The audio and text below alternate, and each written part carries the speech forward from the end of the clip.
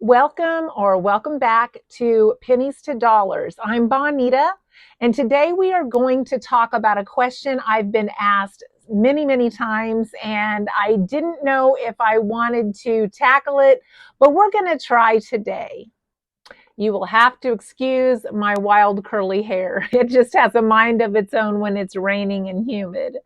So today we're going to talk about the conversation to have to try to get your spouse on board with frugal living.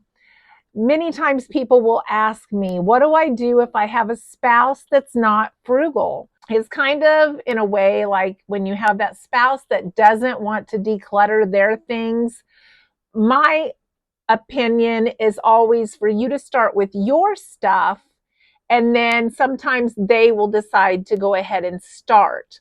But we're talking about frugal living today. So I would approach this very carefully with your partner. I would ask them if there's a time that you guys could sit down together and discuss your money situation. Maybe you have some Sunday or Saturday afternoon time that you could be uninterrupted for maybe 30 minutes.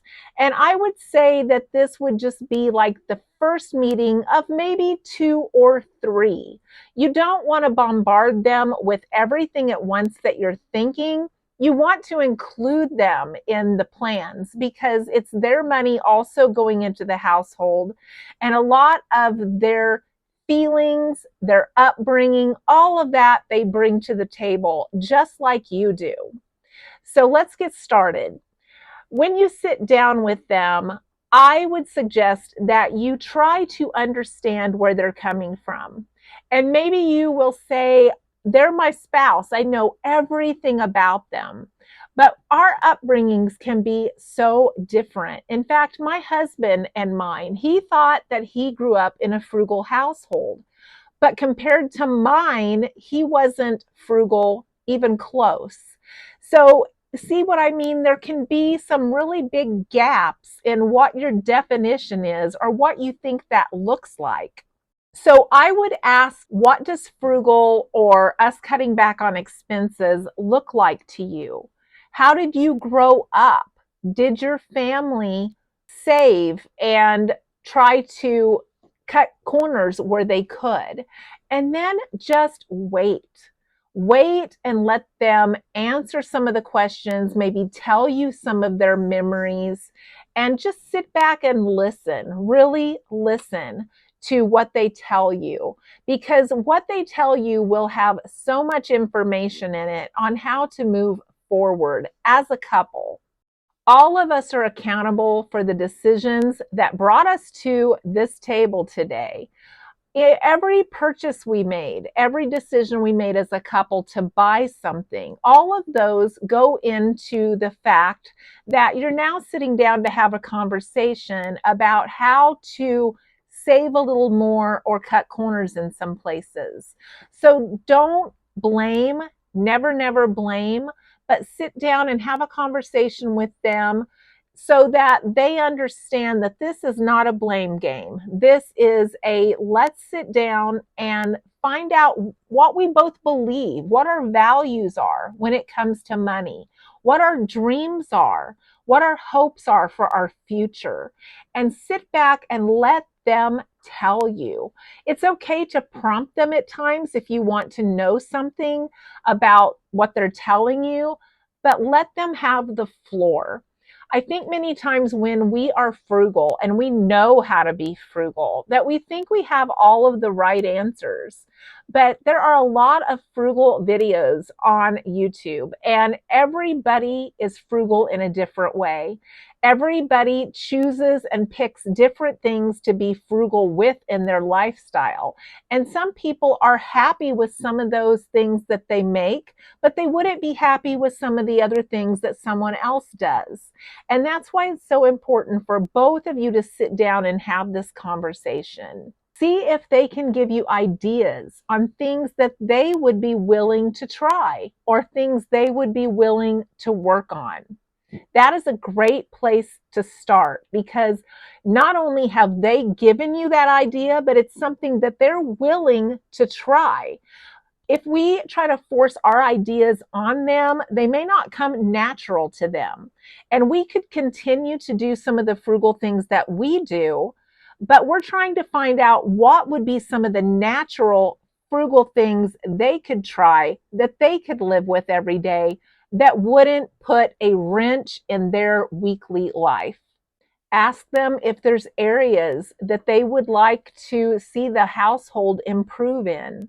And make sure that you leave time to pause and be silent and let them have the floor.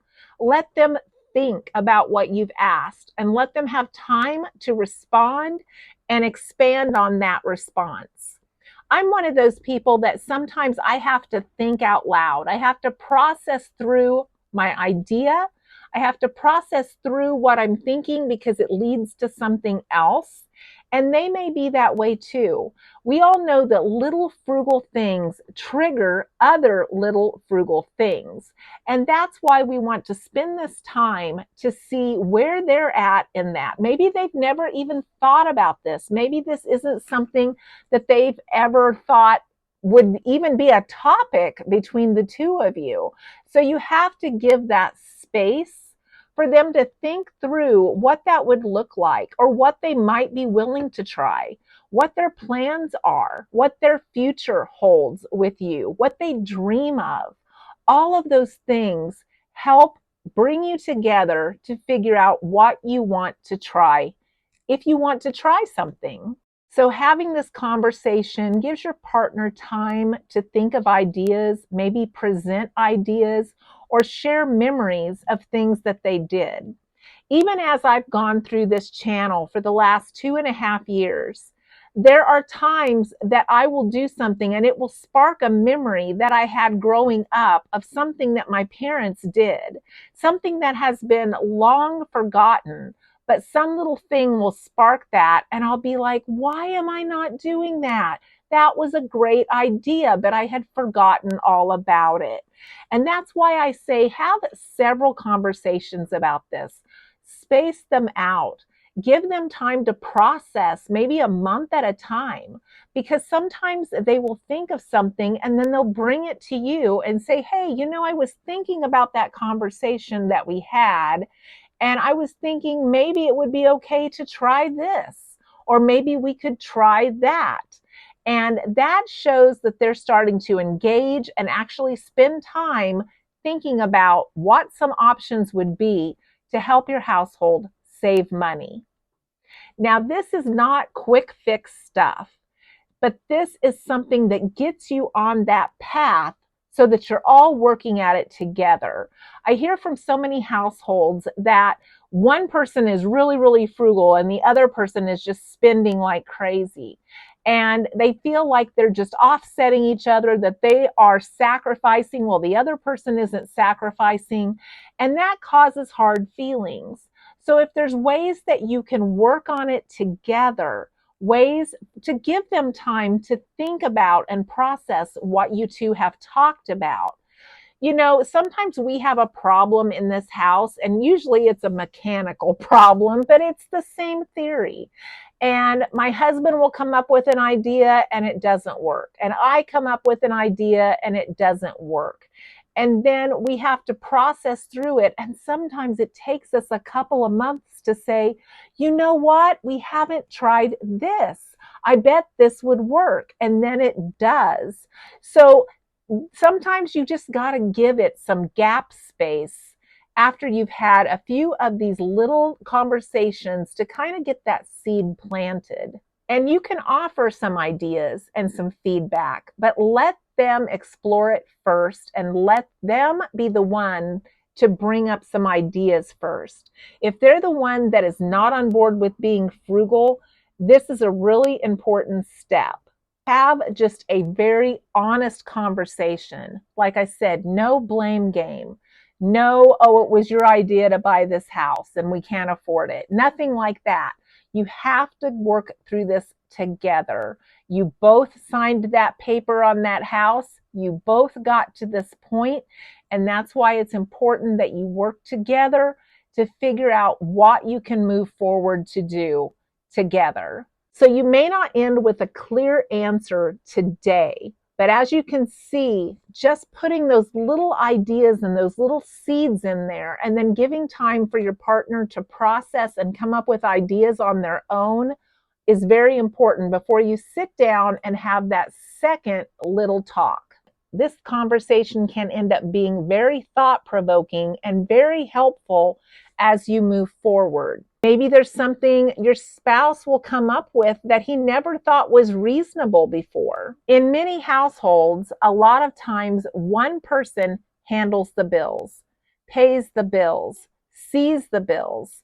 And if you happen to be that person, if you happen to be the one that opens the bills, makes sure they get paid, and sees what everything costs every month, and you know it by heart, share with them what the electric bill is. Share with them what the water bill is. And then if you move forward and do little things to try to help, if you see progress and that bill goes down a bit, share that with them, because we all know that motivates us to do additional things and come up with additional ideas when we see what we're doing is working. And I'm hoping that when you do this, that it helps give your partner a voice. Many times one person will take responsibility for the household. Like I'd said before, one person does the shopping, manages the bills, pays the bills, and the other person just contributes money and doesn't really know what's going on, but just trusts you to handle it. And it's not something that they ever worry about. And then once you've had that meeting, or they bring something to you in the next second or third meeting, just naturally say, when do you want to start this? When do you want to try it? Let's try it together and see if it makes a difference. So I'm hoping that this conversation will help you take a look at what is normal in your household, what you grew up with, and maybe even give you some ideas about what if. What if we tried this? Ask questions to clarify or out of curiosity. And then you can move forward together and try some of those things and hope that they just build into more excitement and more possibilities and more ideas that are fresh. If you've ever been in a brainstorming meeting, one person sometimes will have a ton of ideas, but having those other people in the room brings you fresh ideas that you had never thought about. We all think differently. So bringing another person or even the whole family into that meeting can bring a lot of fresh ideas and build towards having some teamwork to get things where you need to be, or at least moving in the right direction. So I hope this was helpful to you today. And if it was, please give me a thumbs up, and I would love to have you join us for regular conversations about frugal living, decluttering, minimalizing, and living in the country life with a sprinkle of depression era. Have a great day.